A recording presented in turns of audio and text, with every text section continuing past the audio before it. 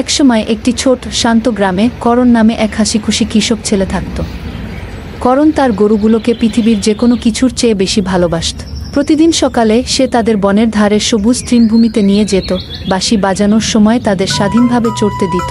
কিন্তু কাছের বনের গভীরে একটি চালাক এবং ধূর্ত শিয়াল ছিল। এই শিয়াল সবসময় অন্যদের ঠকানোর এবং খুব বেশি পরিশ্রম না করে তার ক্ষুধার্ত পেট ভরানোর উপায় খুঁজত।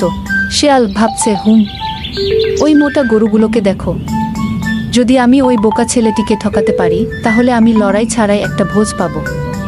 এক সন্ধ্যায় সূর্য অস্ত যেতে শুরু করলে শিয়াল করণের কাছে আসে। শিয়াল বন্ধুত্বপূর্ণ আচরণের ভান করে, ওহে প্রিয় ছেলে, আমি পথ হারিয়ে ফেলেছি, তুমি কি আমাকে তোমার গরুর দুধ দিতে পারো? আমি খুব ক্ষুধার্ত এবং তৃষ্ণার্ত। করণ শিয়ালটির দিকে তাকায়, অনিশ্চিত। করণ একজন দয়ালু ছেলে ছিল, তাই সে, এই নাও, কিছু খাও, কিন্তু আমার গরুগুলোকে কষ্ট দিও না। শিয়াল দুধ পান করে চলে গেল। শিয়ালকে খাওয়াতে পেরে করণের হৃদয় ভরে গেল। শিয়াল ভাবছে, যদি একটু দুধ এত ভালো হয় তাহলে কল্পনা করো ওই গরুগুলোর মধ্যে একটি গরু কত সুস্বাদু হবে। শিয়াল ঠোঁট চেটে খায়। পরের রাতে শিয়াল মাঠে ঢুকে পড়ল গরু চুরি করার পরিকল্পনা করতে করতে। কিন্তু করণ বুদ্ধিমান হয়ে উঠল। সে শিয়ালের পথ লক্ষ্য করে একটা কৌশল পরিকল্পনা করল। করণ মনে মনে হেসে, এই শিয়াল মনে করে সে চালাক, দেখা যাক সে আসলে কতটা চালাক। করণ গরুগুলোর কাছে একটি গর্ত খুঁড়ে পাতা আর ঘাস দিয়ে ঢেকে দেয়। সেই রাতে শিয়াল কাছে আসতেই সে গর্তে পা রাখল।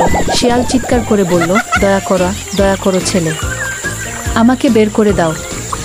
আমি প্রতিশ্রুতি দিচ্ছি যে আর কখনো তোমাকে বা তোমার গরুকে কষ্ট দেবে না।